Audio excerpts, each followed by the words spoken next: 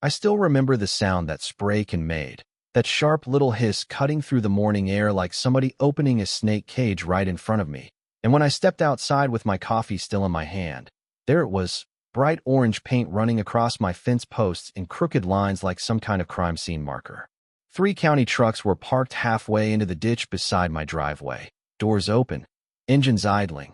2 workers leaning against the tailgate watching me like they already knew how this was going to end. One of them wouldn't even look me in the eye. The other guy kept shaking the spray can like he was enjoying himself a little too much. Now, if you've ever owned rural property in America, especially out in places where county inspectors suddenly decide they care about your existence after ignoring you for 10 straight years, then you already know that orange paint usually means one thing: trouble. Expensive trouble. The inspector walked toward me holding a clipboard against his chest like it gave him authority straight from God himself. Guy's name was Dennis Mercer, mid-50s maybe, stiff posture, polished boots, mirrored sunglasses even though the sky was cloudy. He didn't introduce himself, didn't ask questions, didn't even pretend this was a conversation. He just pointed at the fence and said, "You've got 14 days to remove the encroachment." Encroachment. That word hit me harder than I expected because I knew exactly what he was implying. According to the county, I had illegally pushed my fence 10 feet into a public right-of-way, which meant they could force removal, fine me, maybe even bill me for demolition if they decided to make an example out of me. And the wildest part was, that fence hadn't moved an inch in 12 years. I actually laughed at first, not because it was funny, but because the accusation sounded so stupid I honestly thought this had to be some kind of mix-up. I said, "Dennis, that fence was surveyed before it ever went into the ground." He didn't blink, just flipped a page on his clipboard and said, "County records disagree." That's when I started realizing this wasn't going to be a normal conversation. See, I bought that property back in 2011 after my dad passed away. Nothing fancy, just under 4 acres outside the town of Millhaven, old gravel driveway, rusted shed out back, enough room to breathe without hearing your neighbor sneeze through the walls. I poured every spare dollar I had into cleaning that place up. Built the fence myself with my brother over 2 sweaty weekends in August. Steel posts sunk deep, straight line from marker to marker exactly how the surveyor laid it out. I still remember the original surveyor too. Old guy named Raymond Pike, chain smoker, suspenders, talked like every sentence owed him money. He walked the whole boundary with me personally, hammered the property pins into the ground, even painted little yellow caps on top, so we wouldn't miss them while setting posts. We followed those pins exactly, every single one, and for 12 years nobody said a word. Not the county, not the neighbors, not the utility company, nobody. Then all of a sudden this man shows up acting like I personally invaded federal land. I asked him if he had a copy of the updated survey they were using, and he gave me this little smirk, not a friendly smile either, one of those thin, smug expressions people get when they think procedure automatically makes them right. He tapped the clipboard with his pen and said, "Sir, the county GIS system places your boundary approximately 10 feet west of the current fence line." Approximately. That word mattered. Because people who actually know land disputes don't talk in approximations unless they're guessing. I told him I still had my original documents, and he shrugged like it didn't matter. Then he handed me a folded notice covered in legal wording and deadlines and potential penalties. Big bold text across the top, "Read notice of right-of-way violation." Real dramatic stuff. Meanwhile, the guy with the spray can kept marking posts every 20 feet like they were planning a demolition schedule. And that's when my neighbor Wade decided to wander over from across the road. Now Wade Callahan was one of those men who somehow always appeared whenever conflict started, like God put him on earth specifically to supervise other people's problems. Retired insurance adjuster, perfectly trimmed beard, polo shirts tucked into jeans for absolutely no reason. He walked over carrying a mug of coffee with this fake concerned expression and said, "Everything all right over here?" Dennis answered before I could. "Just correcting a property line issue. And I swear to you." Wade smiled. Tiny little smile, barely there, but enough. That was the moment something clicked in my head. Because 6 months earlier Wade and I had argued over drainage runoff after he hired contractors to raise part of his lot. Rainwater started flooding toward my side whenever storms rolled through, and after I complained to the county about erosion near the ditch, Wade stopped waving at me after that. Real mature stuff. So now I'm standing there watching orange paint go up on my fence while my neighbor pretends to casually sip coffee 10 feet away. And suddenly this whole situation starts smelling less like a clerical error and more like somebody making phone calls behind closed doors. Still, I kept my mouth shut. That part's important. Because people make mistakes the second authority figures start pushing buttons. They yell, threaten lawsuits, start recording TikToks in their driveway. And the minute you lose emotional control, you become the problem instead of the paperwork. So I asked Dennis one more time if he could show me the actual map. He said, "You'll receive documentation through the county office." Translation? He didn't have it.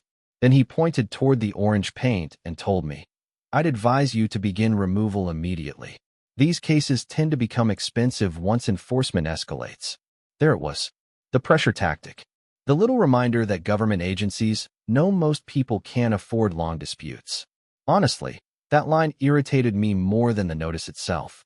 Because according to standard procedure, county inspectors are supposed to verify physical survey markers before issuing enforcement actions involving boundary encroachments, especially in older rural parcels where GIS overlays can drift several feet, depending on map calibration.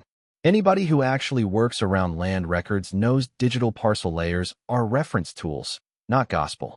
But Dennis talked like the computer map had descended from Mount Sinai carved into stone tablets.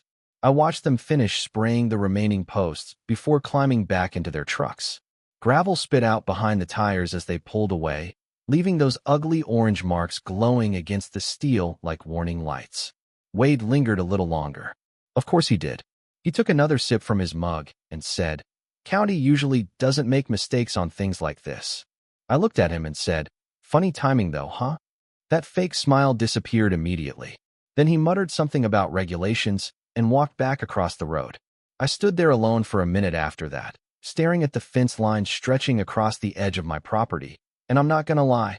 For a second, I actually felt sick. Because even when you know you're right, there's something deeply unsettling about receiving official paperwork telling you your land suddenly doesn't belong to you anymore. That's the psychological side nobody talks about. People assume property ownership feels permanent until somebody in authority challenges it. Then suddenly, you start second-guessing your own memory, your own documents, your own reality. And trust me, Dennis knew that. Guys like him count on hesitation. They count on people folding early because legal language sounds expensive. So I walked back into the house, set the violation notice on the kitchen counter, and started pulling old file boxes out of the hallway closet. Dust everywhere. Receipts. Tax records, insurance papers. Then finally, the survey folder. Brown envelope, folded corners, my handwriting across the front. Fence install, 2011. The second I opened it, I already felt calmer. Because unlike Dennis Mercer and his magical disappearing property line, I had something stronger than assumptions. I had records, stamped survey documents, coordinate data, photos from installation day, and somewhere deep in my gut, a little voice kept whispering the same thing over and over. If they were really right about this, why did nobody notice for 12 years? That question stayed in my head the whole night, while rain started tapping against the windows outside, and I spread documents across the dining room table one piece at a time. At first I was just trying to organize evidence in case things got ugly, but then I remembered something that changed everything. The county had upgraded their online GIS mapping system 2 years earlier. Meaning if Dennis was relying on digital parcel overlays instead of physical survey verification, there was a chance his own system could expose him. And once that thought entered my head, I stopped feeling nervous. I started feeling curious.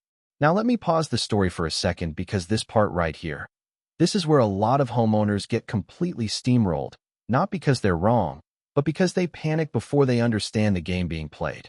And trust me, counties, HOAs, code enforcement offices, they all understand something about human psychology that most regular people don't. They know official paperwork scares people. Doesn't even matter if the paperwork is correct. The second somebody sees words like violation, enforcement action, or civil penalty, their brain immediately jumps to worst-case scenarios. This is a psychological trap because fear makes people comply faster than facts do. Most folks will start tearing down fences, trimming trees, paying fines, whatever the notice says, before they ever ask a very simple question. Can they actually prove it? And honestly, half the time, they can't. or at least not as confidently as they pretend to. According to standard procedure, GIS parcel maps are usually considered reference tools, not legally binding surveys. That's important.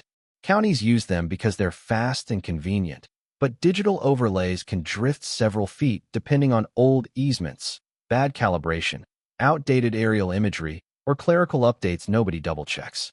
From a legal perspective, physical survey markers, recorded plats, and stamped surveys almost always carry more weight than somebody pointing at a screen in a county office. But here's where it gets interesting. People like Dennis rarely expect resistance from organized homeowners. They expect emotion. They expect yelling.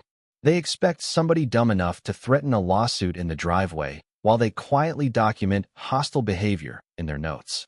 What they do not expect is calm paperwork. That changes the power dynamic immediately. Because the second you produce organized records, timelines, photos, survey pins, county parcel history, suddenly the conversation stops being intimidation and starts becoming liability. And counties hate liability.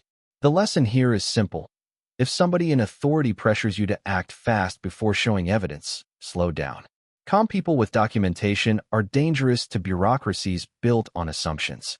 So after that little realization hit me, I stopped looking at the situation like a homeowner defending a fence and started looking at it like a man trying to figure out where the lie entered the system. Because somebody was wrong here, and I had a feeling the county didn't accidentally wake up one Tuesday morning and discover my property line had magically shifted 10 feet overnight. I sat there at the dining room table until almost midnight with papers spread everywhere around me like some low-budget detective movie. Rain kept hitting the windows. The old ceiling fan rattled overhead, and every few minutes I'd compare another document against the violation notice Dennis left behind. The survey matched the deed. The deed matched the parcel dimensions. The parcel dimensions matched the original county filing from 1998. Everything lined up. Everything except Dennis. That's when I logged into the county GIS website. Now, if you've never used one of those systems before, imagine Google Maps designed by people who actively resent happiness. Tiny buttons, weird layers, loading times from 2006. Real government excellence. But eventually I got the parcel overlay open and found my property. Then I turned on the right-of-way layer. And there it was. At first glance, it looked exactly like Dennis claimed. The highlighted access corridor cut close to my fence line. But something fell off immediately because the alignment didn't match the parcel geometry underneath it. So I zoomed in farther. Then farther. Then all the way down until the image started pixelating. And suddenly I saw the problem. The right-of-way line wasn't following the legal parcel edge at all. It was offsetting from the road center line incorrectly, almost like somebody had dragged the layer sideways years ago, and nobody noticed afterward. I actually leaned back in my chair and laughed. Not because it was funny, because the entire case against me suddenly looked unbelievably sloppy. The county's own GIS map contradicted the enforcement notice. Their own data exposed the mistake. And once I noticed it, I couldn't unsee it. I started overlaying screenshots side by side with my survey coordinates. Every angle told the same story. The fence wasn't encroaching onto public land. The digital map layer itself was misaligned, which meant Dennis either never verified the physical survey markers, or he did and ignored them. Neither option made him look great. So now the whole emotional atmosphere changed. 30 minutes earlier, I'd been sitting there stressed about losing part of my property. Now I was irritated. Because if I hadn't kept records, if I'd been older, less organized, less stubborn, they probably would have bulldozed that fence without ever checking twice.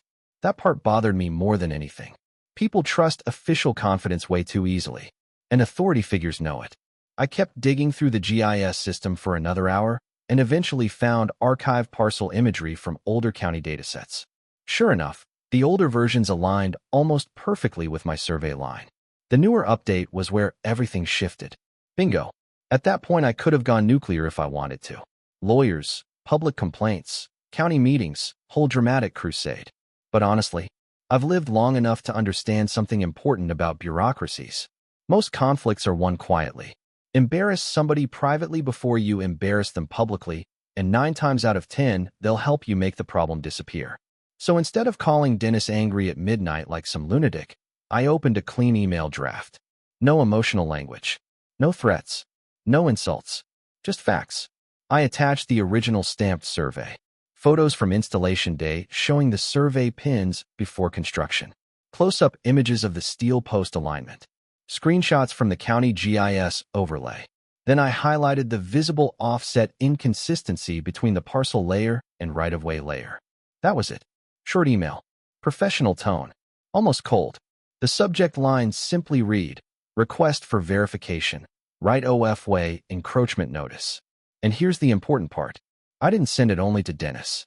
I CC'd his supervisor and the county records office. Because according to standard procedure, once multiple departments become aware of a potential mapping discrepancy tied to enforcement action, the liability exposure changes dramatically. Suddenly, this isn't just one inspector pressuring a homeowner anymore. Now there's a digital paper trail proving the county was informed before taking further action. That matters. A lot. I hit send around 1:12 in the morning. Then I went to bed. Well, technically I laid in bed staring at the ceiling for 6 straight hours pretending to sleep while my brain replayed every possible outcome imaginable. Because confidence sounds great in storytelling videos, but in real life, even when you know you're right, there's still that little voice wondering if somebody bigger than you can simply decide otherwise. That's the ugly truth about power. It doesn't always need to be correct to make your life miserable. Morning came gray and cold. I made coffee, pulled on my boots, and walked outside expecting absolutely nothing.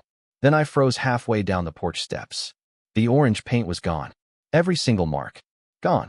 At first I thought maybe the rain washed it off during the night. But no, this wasn't faded paint. Somebody had physically removed it. The posts looked scrubbed clean. I stood there staring at the fence line like I was hallucinating.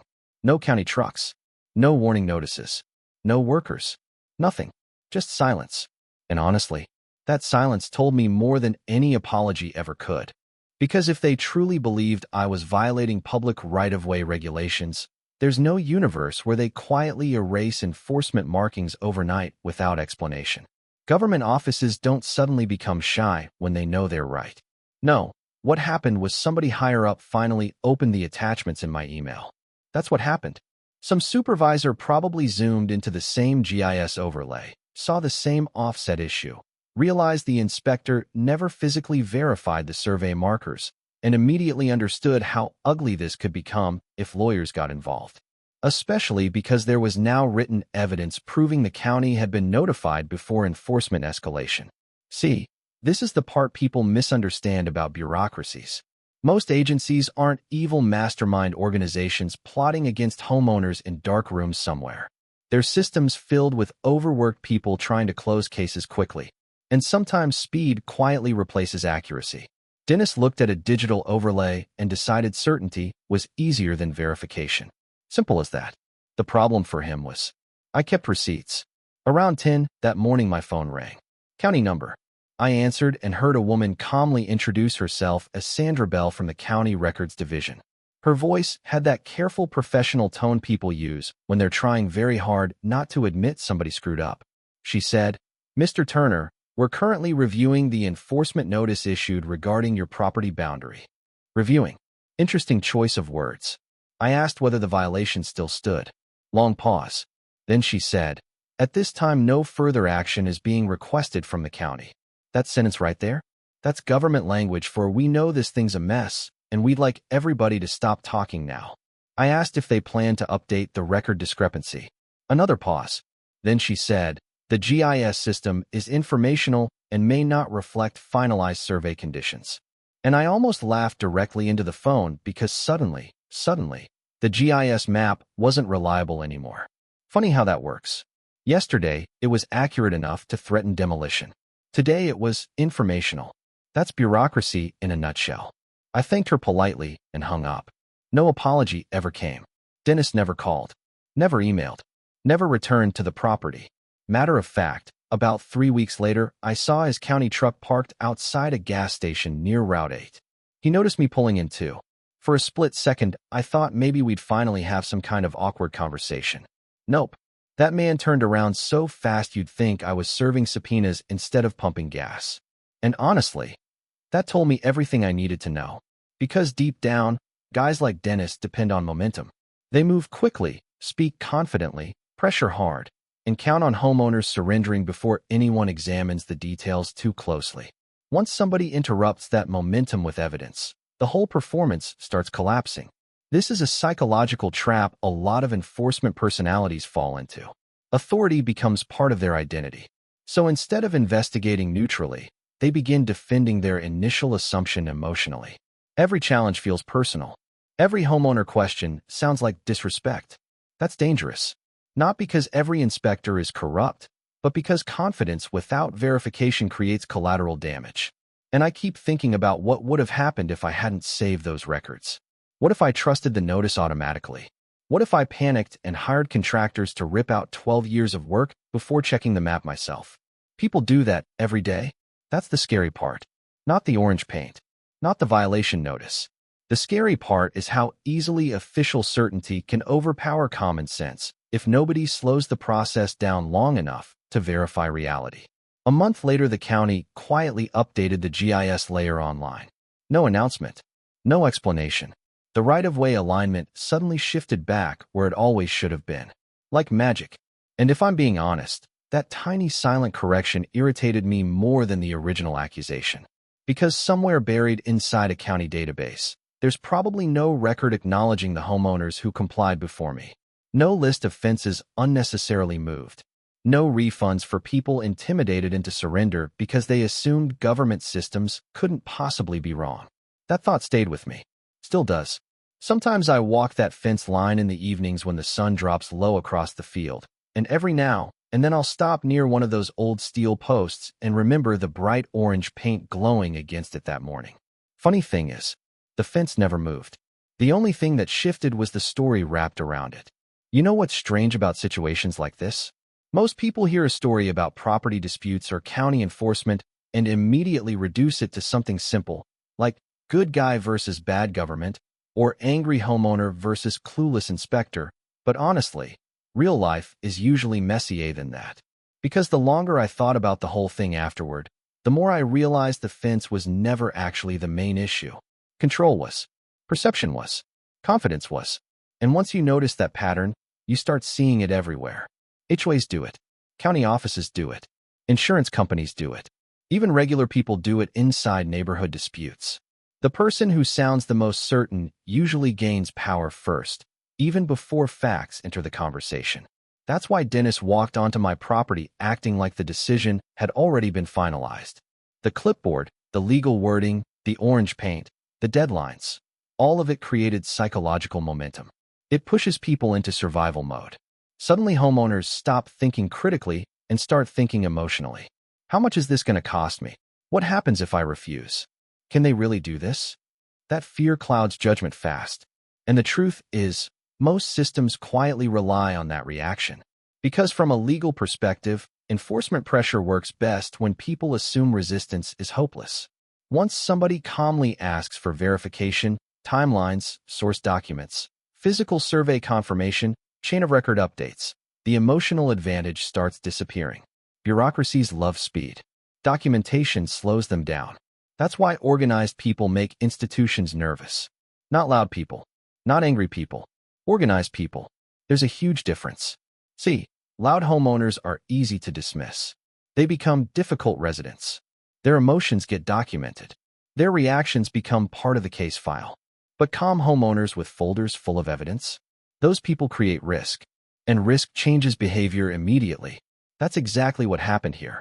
The second my email created a paper trail beyond Dennis himself, the county suddenly had accountability attached to the situation. Now supervisors could see the discrepancy. Records departments could see the discrepancy. Meaning if enforcement continued despite contradictory evidence, responsibility would no longer stay hidden inside one inspector's field notes. That changes everything. And honestly, I think that's the lesson a lot of people miss in modern life, especially dealing with authority structures. Most power systems are not nearly as invincible as they appear. They just move faster than average citizens know how to respond. People assume official equals accurate.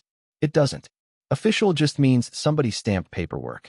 Now, obviously, I'm not telling people to ignore legitimate violations or turn every county notice into some dramatic rebellion fantasy. Some homeowners absolutely are in the wrong. Some people build fences 20 feet onto easements, then act shocked when consequences show up. That happens too. But this situation reminded me how dangerous blind compliance can become when nobody checks the underlying facts. According to standard procedure, land disputes should involve layered verification. Physical markers, recorded plats, historical surveys, GIS references, easement records, and site inspections. That process exists for a reason. Because property boundaries aren't emotional opinions. They're legal measurements tied to documented history. The problem starts when convenience replaces procedure. And if we're being really honest here, modern systems are drowning in convenience. Digital overlays replace field work. Assumptions replace conversations. Templates replace investigation. Everything moves faster, but accuracy quietly becomes negotiable. That's not just a county problem either. It's cultural. We live in a time where confidence often outruns competence.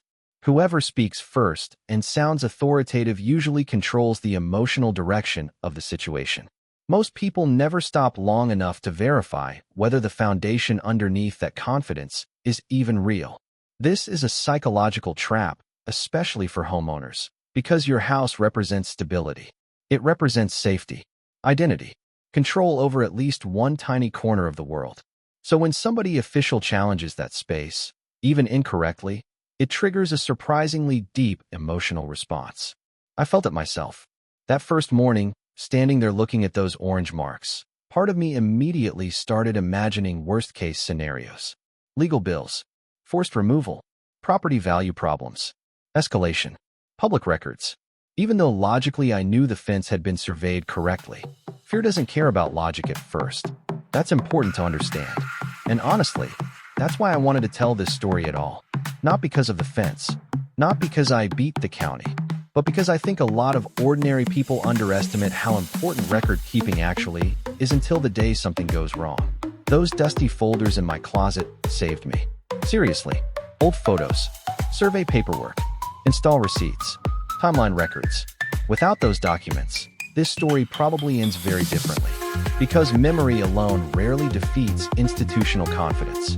Paper does. That's why older generations kept everything in filing cabinets like Cold War archivists. They understood something we forgot during the digital age: records are protection. And here's another uncomfortable truth. Sometimes authority figures back down quietly, not because they suddenly became ethical, but because continuing the fight creates more risk than admitting the mistake silently. That's why the paint disappeared overnight. No dramatic apology, no accountability meeting, no public correction, just silence. The system protecting itself. And look, I don't even necessarily believe Dennis woke up intending to bully somebody. I think it's more complicated than that. I think he probably trusted the map too quickly, got emotionally committed to the conclusion, then doubled down because backing away in front of a homeowner feels humiliating for certain personalities. That happens everywhere. Managers, police officers, HOA board members, inspectors. The moment ego attaches itself to authority, objectivity starts bleeding out of the room. The lesson here is not hate authority. The lesson here is verify authority. Calmly, patiently, with documentation. Because evidence changes conversations faster than outrage ever will. And maybe the weirdest part of all this is that the fence itself became almost symbolic afterward. Every time I walk past those steel posts now, I don't just see property lines anymore. I see how fragile certainty really is in modern systems. One inaccurate overlay almost rewrote 12 years of reality because nobody bothered to slow down and physically check the markers in the dirt. That should concern people more than it does. Especially now. Everything's becoming automated, digitized, algorithmic, remotely processed by systems most ordinary people never fully understand. And while technology absolutely makes life easier in some ways, it also creates this dangerous illusion that data must automatically be correct because a computer displayed it confidently. But computers inherit human mistakes all the time. Bad inputs, old records, misaligned layers, incomplete updates. Then somebody downstream treats those errors like objective truth. That's exactly how small bureaucratic mistakes become expensive personal disasters. So yeah, the fence is still standing. Exactly where it always was. And every now and then Wade still drives past the property a little slower than necessary, probably wondering how that whole thing collapsed so fast. We don't really talk anymore. Fine by me. But if there's one thing I hope people take away from this story, it's this. When somebody in power pressures you to move fast, slow the situation down. Ask questions. Request documents. Verify timelines. Check records yourself. Because confidence is not proof. Paper trails matter. And sometimes the difference between losing your property rights and protecting them comes down to one very boring skill that almost nobody values anymore. Keeping receipts.